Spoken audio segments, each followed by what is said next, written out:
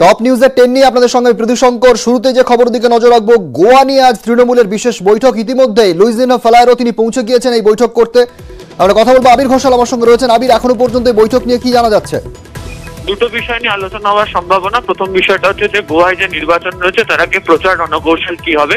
তৃণমূল কংগ্রেসের তরফ থেকে আরো একাধিক শীর্ষ নেতা গোয়াতে শীঘ্রই যেতে পারেন এবং কোন কোন ইস্যুকে সামনে রেখে প্রচার হবে, এটি একটি। দ্বিতীয় যে বিষয়টি উঠে আসছে সেটা হচ্ছে যে অর্পিতা ঘোষের যে ফাঁকা যে আসন রাজ্যসভা, সেই আসনে গোয়ার কোনো প্রতিনিধিকে তৃণমূল কংগ্রেস পাঠাতে পারে। এক্ষেত্রে লুইজিনো ফেলারিওর নামও শুনতে পাওয়া যাচ্ছে। সেই বিষয় নিয়ে তার সঙ্গে আলোচনা হতে পারে বলে সূত্রের খবর। ধন্যবাদ আবির। We are going to meet people, our colleagues, and we will inform you. গোয়ার প্রাক্তন মুখ্যমন্ত্রীর বাংলা সফর নিয়ে কটাক্ষ দিলীপের। যেখানকার দল সেখানে অফিস খোলার লোক নেই, বুঝলেন দিলীপ। এখানে মিটিং করে কি লাভ? গোয়াতে করুন, গোয়াতে লোক কোথায়? এখানে এসে মিটিং করে চা খেয়ে গল্প করে ফটো তুলে চলে গেলে কি হবে? অনেকবার অনেক লোক এসছে, গত লোকসভার আগে অনেক লোক এসে ফটো তুলেছিল, কি লাভ হয়েছে? যেখানকার পার্টি করার কথা ওখানে তো ঝাঁট দেওয়ার লোক নেই, অফিস করার লোক নেই, অফিসই নাই।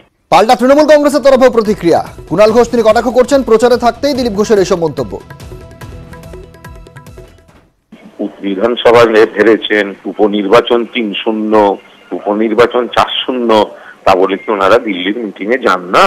এখানে এসে না হয় ঝাঁট দেন। তবু আমি বলছি এটা কোনো কথা নয়। আসলে দিলীপদার ক্ষেত্রে একটা প্রবলেম হচ্ছে, দিলীপদার সঙ্গে আমাদের মতের অমিল আছে অনেক, কিন্তু দিলীপদার তো সিনসিয়ারলি বিজেপিটা করছিল, তাকে খুব অপমানজনক ভাবে সরিয়ে দিয়েছে সভাপতি পদ থেকে। ফলে দিলীপদাকে না নতুন সভাপতিকে টেক্কা দিতে হয়, পেগাসাস অধিকারীকে টেক্কা দিতে হয়, তথাগত রায়কে টেক্কা দিতে হয়, খবরে ভেসে থাকতে হয়, দলের কর্মীদের কাছে দেখাতে হয়, দেখো দেখো আমি আছি। ফলে সমানে একটা না একটা খবরে থাকার জন্য এই ধরনের প্রলাপ বলতে হয়। এই ছেলে মানুষ এটা করতে উনি বাধ্য হন। ফলে একে আলাদা করে গুরুত্ব দেওয়ার কোনো কারণ নেই।